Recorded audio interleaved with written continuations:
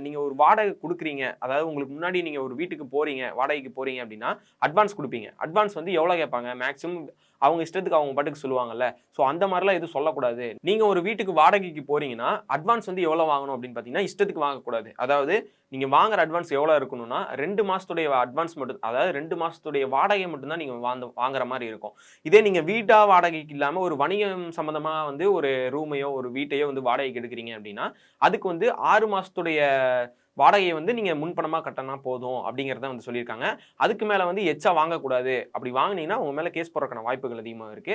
இது மட்டும் இல்லாம இன்னும் நெறைய ரூல்ஸ் வந்து கொண்டு வந்திருக்காங்க. என்ன அப்படின்னு பார்த்தீங்கன்னா, 12 மாசத்துக்கு ஒரு டைம் தான் வந்து நீங்க வந்து இது ஏத்தணும். அதாவது நீங்க திடீர்னு 6 மாசத்துக்கு ஒரு டைம் வாடகை ஏத்துறது, இந்த மாரிலாம் பண்ணாம 12 மாசம் அதாவது 1 வருஷத்துக்கு அப்புறமா தான் வந்து நீங்க வாடகை ஏத்தணும். அப்படி ஏத்துறதா இருந்தாலுமே, நீங்க ஒரு 2 மாசத்துக்கு முன்னாடியே வந்து அவங்க கிட்ட சொல்லிறணும். இந்த மாரி நான் வாடகை ஏத்தப் போறேன் அப்படின்னு சொல்லி நார்மலா சொல்லாம நோட்டீஸ் மாரி வந்து குடுத்து, இந்த மாரி நாங்க வாடகை ஏத்துறோம் அப்படின்னு சொல்லிறணும். இது மட்டும் இல்லாம அதாவது நீங்க மின் கட்டணம் செலுத்துறீங்கல்ல, ஸோ அதுலயுமே உங்களுடைய ஆதார் எண்ண வந்து இணைச்ச மாரி வந்து அவங்க ஆவணங்கள குடுக்கணும். அதாவது பிளெயினா வந்து ஒரு பேப்பர்ல எழுதி இந்தாங்க உங்களுடைய கரண்ட் பில் அப்படின்னு சொல்லி குடுக்காம, இந்த மாரி குடுக்கணும்னு சொல்லியிருக்காங்க.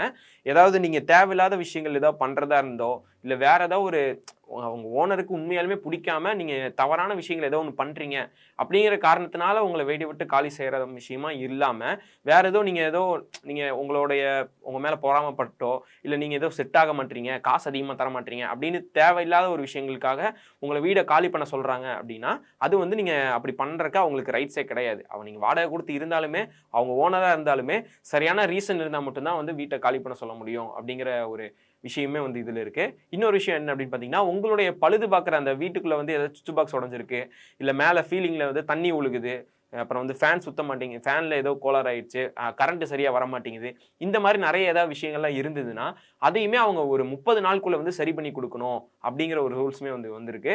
ஸோ இது வந்து நெறைய வாடகைக்கு இருக்கிறவங்களுக்கு வந்து அதிகமா யூஸ்ஃபுல்லா இருக்கும் அப்படின்னு சொல்றேன். மத்த இடத்துல எப்படியோ அப்படின்னு தெரியல. ஆனா சென்னையில இருக்கிற நெறைய பேருக்கு வந்து இது வந்து ஒரு ரொம்ப யூஸ்ஃபுல்லான சட்டம் அப்படின்னே வந்து சொல்லலாம்.